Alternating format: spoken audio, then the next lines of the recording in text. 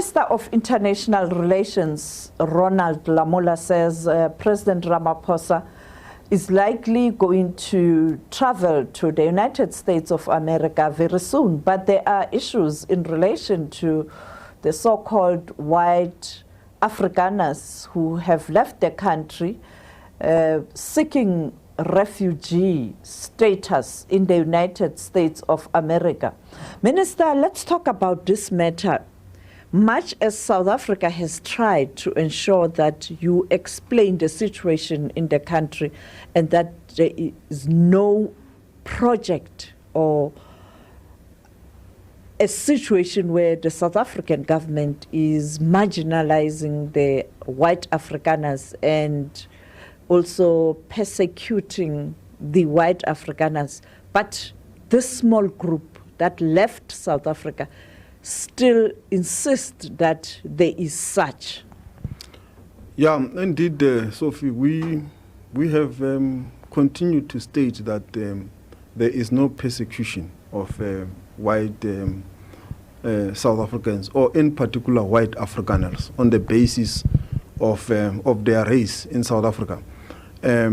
South Africa is a constitutional democracy with legislations and institutions in place. And in this regards, there is no state, even from the South African Police Service, that backs the fact that white Afrikaners are targeted on the basis of their race or on the basis that they are white farmers. The white farmers in South Africa still constitute the majority. And there is no state that says that the issues of murder or crime that is happening in those farms is on the basis of their color.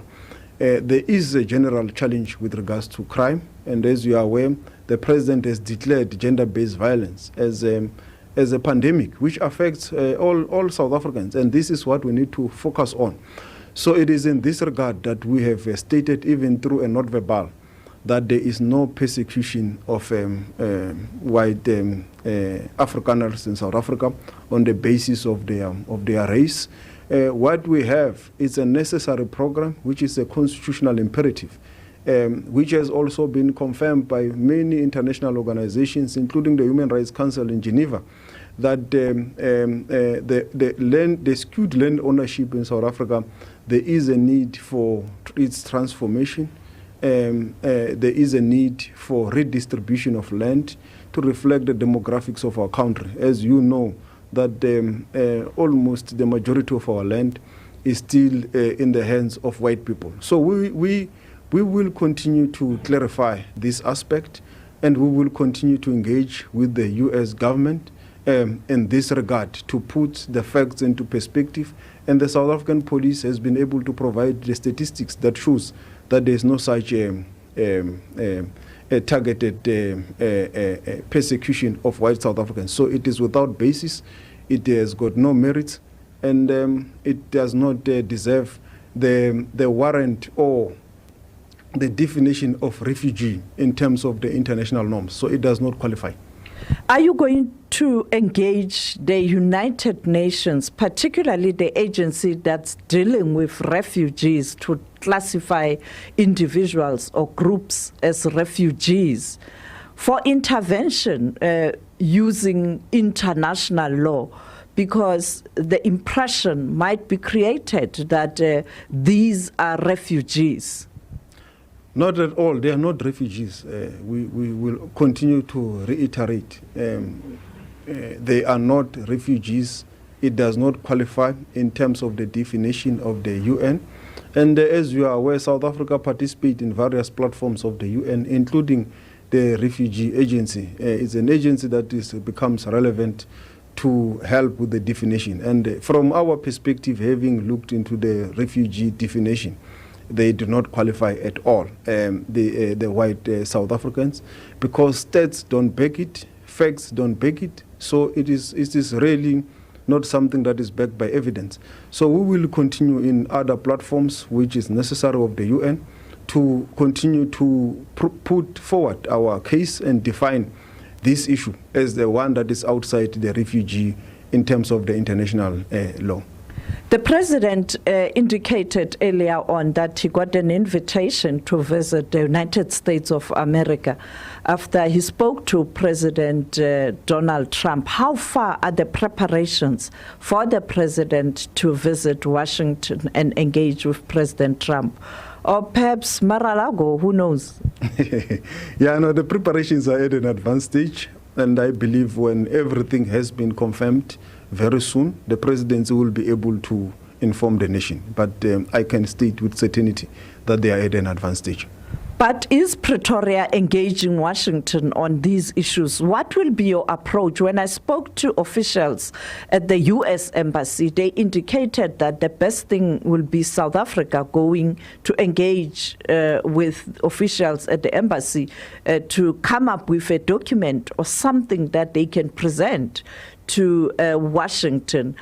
Are you engaging the embassy to put together that kind of a document with trade and industry, or perhaps your counterpart, Marco Rubio?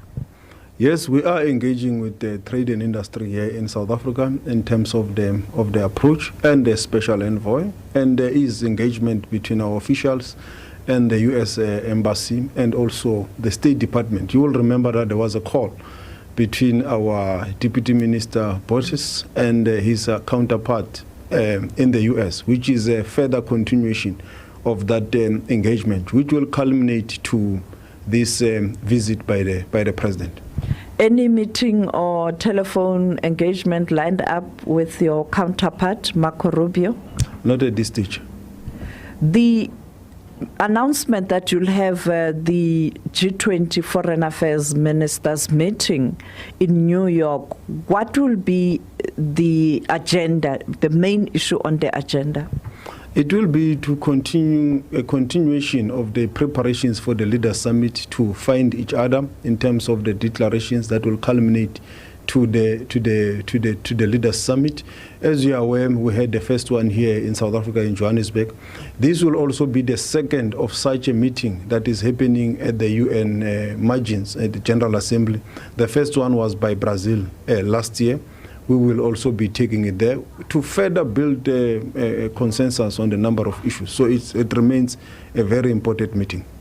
You've just returned from Brazil, where you had the BREXIT Foreign Affairs meeting. The news coming from Brazil, it looks like there was no agreement in terms of the communique or declaration or text of the BRICS, and people are beginning to say it looks like there's tension within the BRICS family. And when you look at Pakistan conflict, the Ukraine, all these issues, people are beginning to have fear that the BRICS will experience challenges due to external factors, these big external factors that we see at the global stage.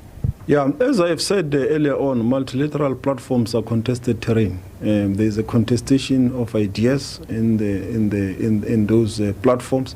But I'm happy that there was a chairman's summary in the BRICS meeting, and we have committed to work together to ensure that we have declarations for the Leaders Summit. As you will be aware, the Leaders Summit is still coming in June. So we are currently in consultation to ensure that there is consensus towards the declaration for the Leaders Summit. And finally, on a lighter note, President Ramaphosa is currently in Ivory Coast at the Africa CEO meeting, which is an annual event, quite important African leaders meeting. And he was seated next to President Kagame. And people are asking questions. Has South Africa been able to resolve that standoff with Rwanda after that outburst from President Paul Kagame? Yeah, no, thank you very much, Sophie. We have maintained diplomatic communication with Rwanda, even after the outburst, because we understand that the two countries have to continue to engage, particularly in the context of the Eastern DRC and the escalating tension there. So the only way to continue to manage and handle issues is by the parties involved to continue to engage. And this is what we have seen. It's a continuation of diplomatic engagements that are necessary between the two countries to open up, to allow for cessation of hostilities, to engage in a robust manner that must lead to solutions for the Eastern DRC. So we have maintained that diplomatic communication, even with my counterpart in Rwanda. And as you are aware, the processes of reparations of our mortal remains, including the return of the Sami DRC, it's also underway with all the preparations. So there is a need to maintain communications within the two capitals. Thank you so much, Minister. Thank you. That was Minister of International Relations, Ronald Lamola, talking to us about the US, Rwanda, BRICS, including the G20 summit coming towards end of the year. Sophie Mokoena, SABC News, Pretoria.